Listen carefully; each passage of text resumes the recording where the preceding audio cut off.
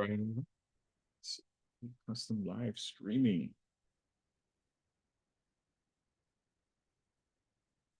So it looks like we are streaming live. For those of you who are on right now, we're just going to give it a couple of minutes and wait for some more folks to jump on, and then we'll go ahead and get started. And if you could turn on your cameras, please, that would be greatly appreciated. Simply reason being is because this is not a webinar. This is a live training with real people, real instructors, real coaches, real trainers. I mean, it's amazing how this works. So anything that I can do to help make life easier for you guys is great. And one of the things that I know helps me to better help you is to be able to see you, just like I see Jessica, because I use something that's called sensory acuity. And with sensory acuity, it gives me the opportunity to be able to see and feel the person through what I can see through the screen. Because then I know if we're making a connection, I know if what we're doing is working, if what I'm saying is working or making sense. And this is part of sales, guys. So for those of you guys who are watching right now, whether you're on Facebook, on YouTube, on Instagram, LinkedIn, whatever platform you're watching on, as an NLP trainer, I take this kind of stuff so serious because it makes all the difference, right? And especially since you guys have hired me to interact with you, then I want to be able to take this opportunity to interact with you. So cool. Denise, I'll see you on in a few minutes. You can wolf down your food. That works out as well too. So let's see, we got a couple more folks jumping on board right now. Go ahead and get started. Super duper excited for today's class. It's going to be a lot of fun. Lots of fun.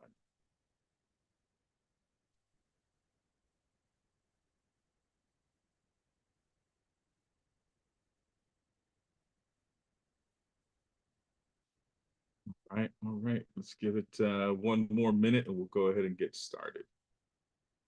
How you doing, Jessica? How's the snow? How's New York? I can't hear you. Go ahead. I just had an appraisal.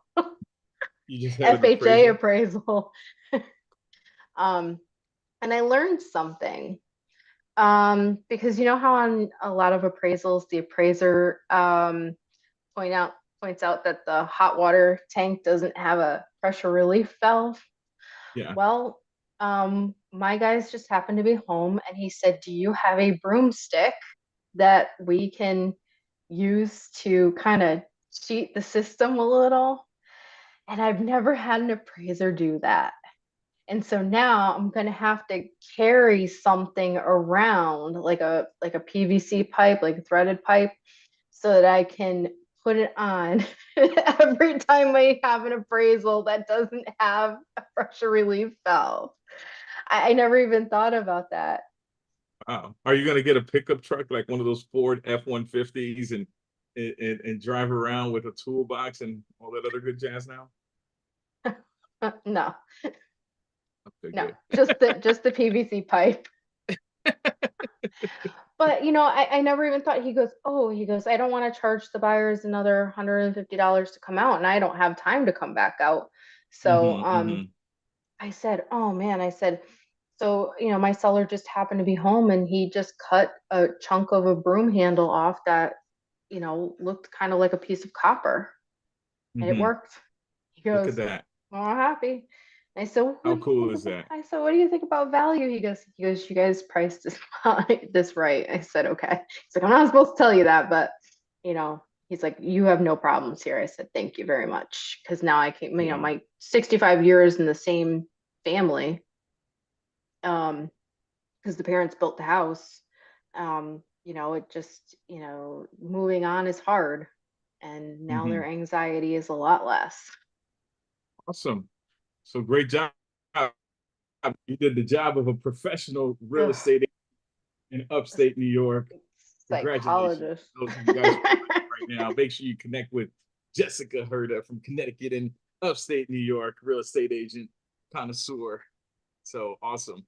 But we're going to go ahead and get started as usual. Every single week when we start our trainings, we want to give a shout out to our sponsors, which is Follow Up Beast, right? So Follow Up Beast, this is the all-in-one platform to help you promote, market, reach out to your past clients, your center of influence, for sale by owners, expired listings using AI, where it gives people the opportunity to keep those contacts fresh on a day-to-day basis. Even now, as I'm teaching the class, the Beast is doing the job for me, reaching out to my past clients, reaching out to my friends and family and my center of influence on my behalf to be able to stir up the conversation, because oftentimes, especially in today's world, we have so much stuff to do. I remember back in the days, maybe 15, 20 years ago, where making 25 contacts a day was enough to be able to get one appointment a day. And then from there, list 100 homes in a year just by making 25 to 30, even 40 contacts a day. Today, real estate agents are having to list anywhere, or at least make anywhere between 80 to 100 and 150 contacts just to be able to get an appointment. So imagine leveraging technology, leveraging these tools, so that this way you could at least maintain some level of sanity in your life and in your business. So I run my entire business and 4 other businesses just through this platform alone, where I'm able to see my pipeline, able to see my numbers, my follow-ups, my tasks. I'm able to see where my leads are coming from, my Google Analytics, and even Facebook ad reports that comes all through the platform as well. And in addition to that, you know, what makes a great agent? A great agent is understanding how many contacts you make, how many appointments you set, how many show up, how many cancel. So this way you understand your conversion ratio. And just this month alone, I have 58 appointments booked. 58 appointments booked, right? And this is a constant. And the system does 90% of the work, and I jump in and do the other 10%, which is so much easier than what I was doing before in prior years. So I'm super grateful for this platform. And if you guys want any more information on it, just go to followupbeast.ai, sign up for a free demo or schedule a demo, and you're going to get some great results.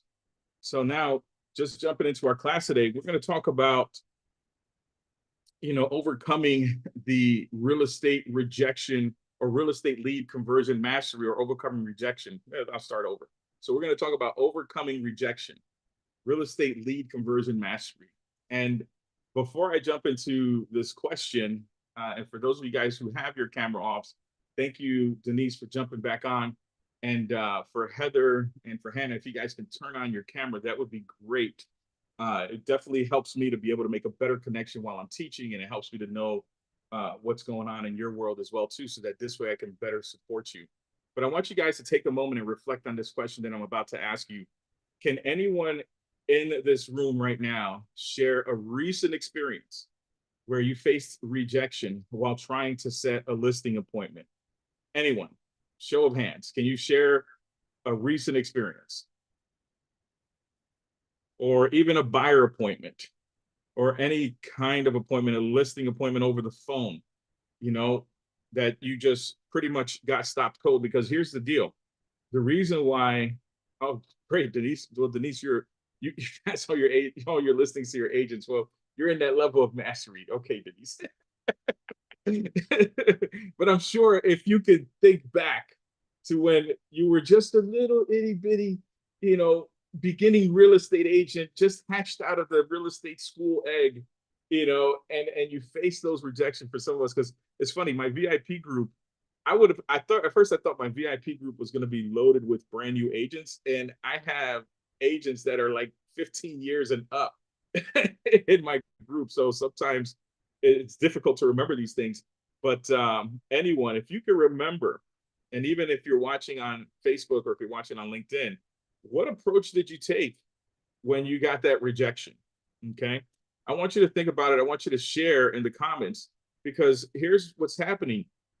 The reason why software, AI, and automation has blown up and become so popular, right? Because I'm in nonstop day-to-day appointments. It's just unbelievable.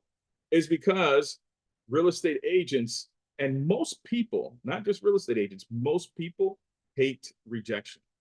Most people, they hate jumping on the phone and hearing somebody say to them, leave me alone, get the F out, whatever the case might be, it's like people just hate that. Nobody wants to be treated that way. Nobody wants to be insulted in that way for you just reaching out and saying, hey, are you still selling your home? Get off the damn phone. I've gotten about 50 calls this morning with regards to this. Don't you guys have anything better to do? I mean, hey, that for many people, unless you have thick skin, unless you have decided, right, to just ignore that and let it go over your head, it can be a bit traumatizing. And I'm looking over here in the chats that family members. Oh man, gosh, have you guys? I think that's even a topic right there. Has anybody here ever faced rejection from a family member where they listed their home with someone else or worked with someone else, and you guys probably see each other on a weekly basis, and you're in communication? Has anybody experienced that before? A family member has listed or has worked with someone else or has gone to somebody else because of the simple fact that that other agent was either charging a lower commission, or whatever the case might be. Anyone, you could drop a 1 in the chat if you've experienced that before, a 2 if you haven't.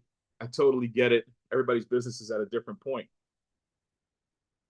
But when you think about it, these types of rejections can be can slow us down tremendously. Imagine that you just received a no from a potential client. What would your immediate response be what would your immediate response, based on the techniques that we've talked about in the past? What would be your immediate response to anyone that just rejects working with you? What have you done in the past? I want to be able to get some interaction because this is going to make a huge difference here. Anyone, how do you take rejection? How do you manage the rejection? Thank you, Leon, for jumping on board. Our number 1 class participant. Neil, we're working on you, man. Come on. You're welcome. I haven't answered that since I got in late. You let it wash off. You don't take it personal. They don't know you from Adam or Eve. So what happens is, you can get that initial flash of, okay, you hurt my feelings, but you have to remember, number one, they're shopping for something. They're not shopping for you. So the best thing to do at that, you take it with a grain of salt, laugh it off, and move forward, because I'm still going to sell you a house or list your house. And how long did it take you, Leon, in your experience? Because I you again, like I was mentioning earlier, this is a group of seasoned agents. So if you can remember way back when you first started in real estate, how did you overcome the rejection piece? How did you move past that? Here's a funny story. When you say you've been around real estate for a minute, you get all these fancy new words and you go, oh, so that's what I've been doing all these years, or oh, so that's what they call it now. There's many things we've been doing now that people just rebrand it, call it something different. But the number one, like, go back to overcoming objections. In your mind, I don't do role playing with a lot of other people. If new agents want it, I'll do it with them because they want it. But you still have to rehearse, your scripting. You have to know what's there. And if you've got all the information in front of you, you have to remember you have to give them something of value to make them want you anyway.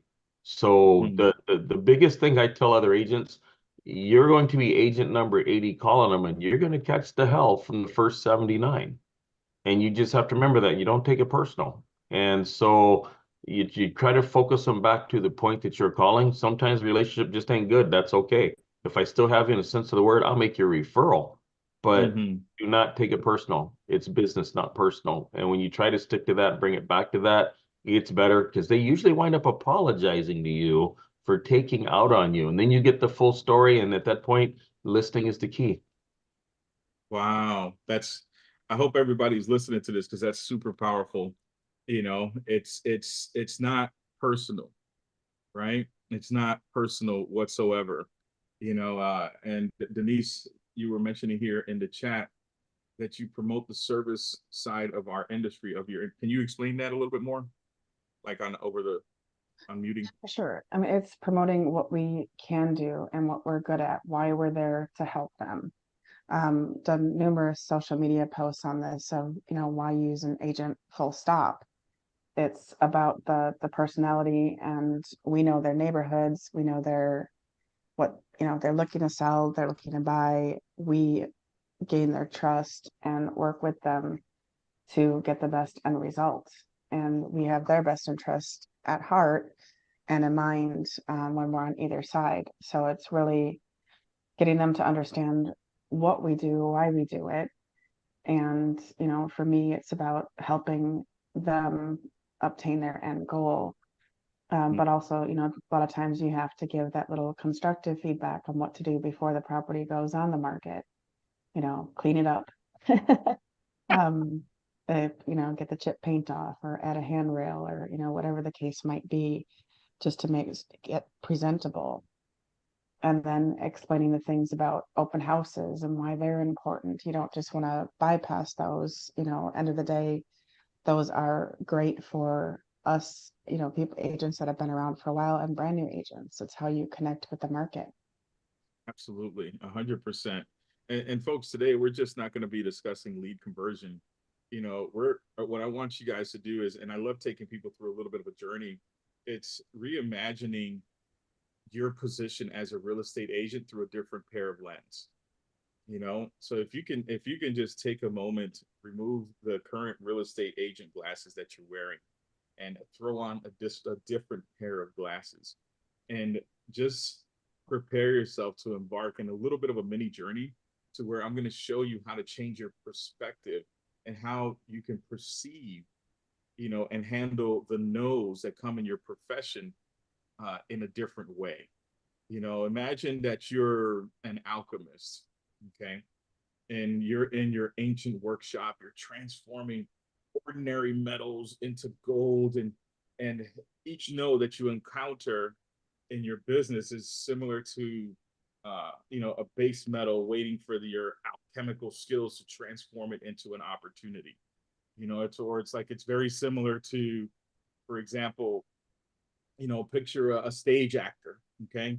You see, I was watching TV a little bit yesterday, and I saw Lawrence Fishburne, that he's working on a solo play that he wrote for many years. He's been working on this for 30 years, and he's going to be performing this, I think, somewhere in Broadway or in Manhattan. And so picture him as a stage actor, adapting to roles and different scripts and captivating the audience. And in real estate, it's the same thing. Every client that we connect with, every interaction that we can have with the client, it's a different scene. And our ability to adapt, our ability to approach, and turn a skeptical audience into avid supporters, that takes skill. That takes paying attention. That takes looking at who your audience is, because that's our job. I always told people that that that every single real estate appointment that I would go on, it's like me interviewing for a job. So when you think about it, it's like every week, imagine 5 days a week, you're interviewing for a different job. 5 days a week, so that you can have 20 appointments a month. It's a different job that you're interviewing for. And imagine this, envision yourself, let's say, like you're in a vast garden, and there's intricate pathways, kind of like one of those mazes, and each path represents a unique approach to reaching potential clients. And like a skilled gardener, you navigate through these paths, turning dead ends into routes of opportunity. That's what we're here to do. We're here to create opportunities from whatever it is that a client puts in our way. From the boiler that that Jessica was talking about earlier, where a broomstick and a piece of copper was able to pass inspection, whatever the case might be. It's a navigation that you're going through in several circumstances. And as you're going through that lush garden, we venture into a dynamic world, of real estate. Or even think about, you're in a bazaar and you're negotiating an exchange with people, and you're selling your items. You're trying to convince people to buy your products. Each customer interaction parallels the real estate market, where the right words and the timing can turn a dismissive glance into an engaging, profitable conversation. Has that ever happened to you, where you walk into a mall and somebody says, here, and they start offering you something at the mall. I don't know if you guys have been out recently, but it's like you go to the mall and somebody's trying to put cream on my hand. Let me see your hands. Ooh, your hands look so soft. I'm like, really? It's like, Neil, I think what's the name of the mall? I forgot the name of the mall, West Palm Beach. But dude, Wellington Mall. Wellington Mall. Every time I go into Wellington Mall, I've got somebody either trying to sprinkle me with oil, with some sort of aromatherapy oil. They're selling me Palo Santo sticks. It's an approach. And it's just like, wow, I gotta give it to these people because they're selling cold. They're grabbing people who are walking in from the street who are hungry. Like every time I go to the mall, it's because maybe I want to go to the food court and I want to just check out all the different things, or I want to get a pair of sneakers or whatever. So I'm on a mission. But they stopped me in the middle of my thought, and, and they were able to get me to buy little bottles of oil for $20 each. Can you imagine how talented? I mean, Leon, come on, Leon. That's, dude. I don't know if that happens in Seattle, but that's a gift. That's the hustle everywhere. But see, I'm gonna expand on what you said. It ain't 5 times a week. It's at least 5 times a day, or you're doing something wrong. Everything Right. is working. Everything is a working interview, is how I approach it. Because when you turn around, you've got that, I won't say short attention span, but short period of time. So Right. it's always a working interview when you're talking to people you don't know. And if you're talking to folks you have already and you're re-engaging, then what you're doing is building on the initial blocks you put into place the first time you talk to them. Mm-hmm. So it's like, you're always game on, is how I look at it. I will sell you a 100%. house standing in the checkout line at Safeway. And it's not got no shame. It's I got game.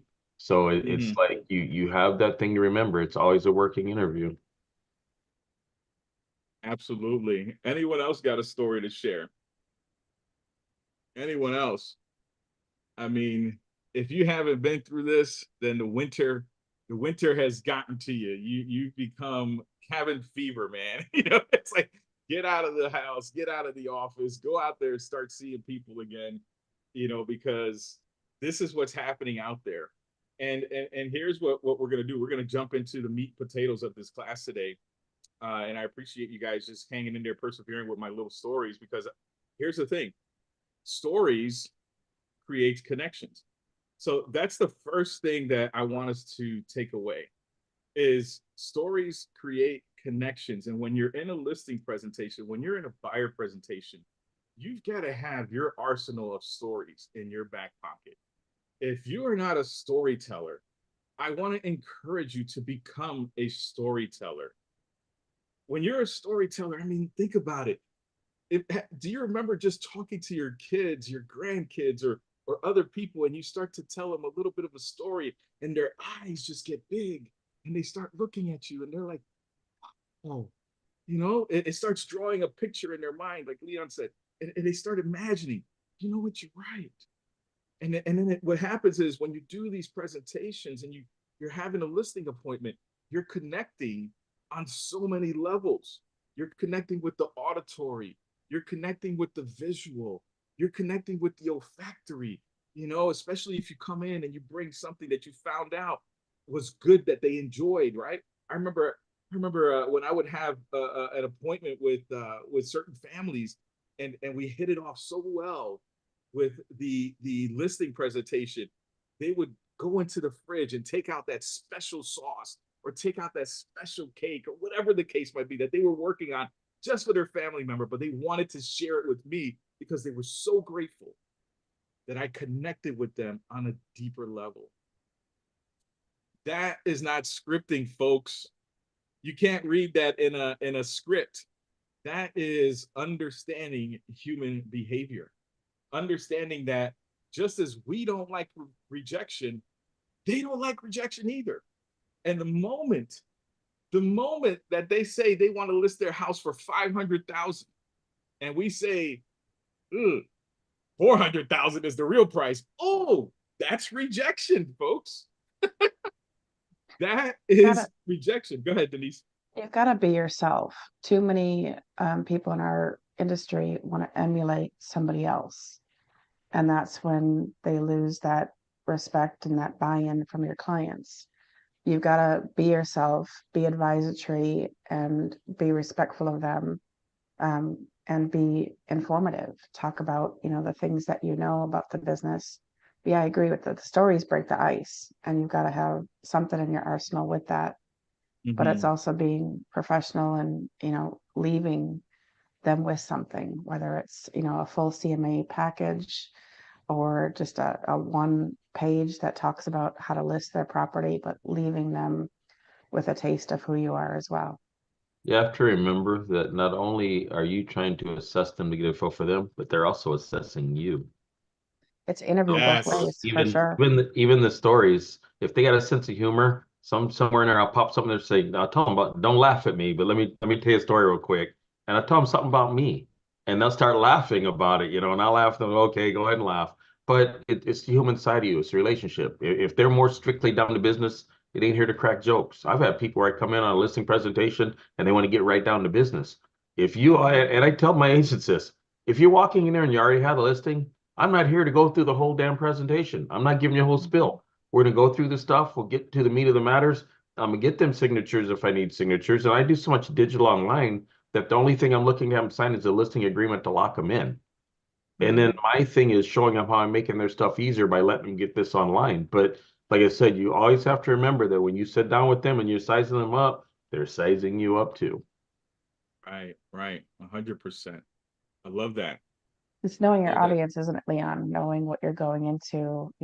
Hopefully you've had a conversation or two with them before you get there, so you have a feel of what is going to happen. 100%. So guys, we're going to switch into VIP mode and get into the meat and potatoes of today's class, because I'm going to share with you some phenomenal techniques that will help you navigate through all different types of rejections, all different types of scenarios, and help you change your perspective on how you see things. So at this point, folks, whoever's watching right now, if you want to be a part of the VIP section, it's super easy. Just go to vip7.robscoaching.com. You'll get the Zoom link. You'll get all the information that you need and get massive value from it. And I think it'll be something that it's one of the best investments that you can make for 2024 is invest in yourself, invest in spending time with high-minded people. That's the reason why I continue doing VIP 7 or VIP sessions every single week. It's because I get to spend time with great agents from across the country who are high-minded, who are connected to wanting to serve other people and serve in the community. Trust me, I'm not going to get rich off of $7 a month or $7 for the first month, $47. I think that's already clear, but it's an opportunity for us to at least say, hey, look, I'm willing to invest. Why? Because I believe enough in myself that if I invest and if I get some great training, great education, I'm surrounded by great people, my business is going to do better. My mindset is going to do better. I'm going to do better as a person. Can we all agree on that? Right? That's the ultimate goal. That's why people show up every single week, is so that we can be surrounded by powerful thought leaders. So if you haven't jumped into VIP, folks, I'm not going to beg. I'm not going to plead. Listen, it's up to you. It's your business. It's your life. You do whatever you want to do. But vip7.robscoaching.com, and you can get a chance to join us. So I'm going to stop the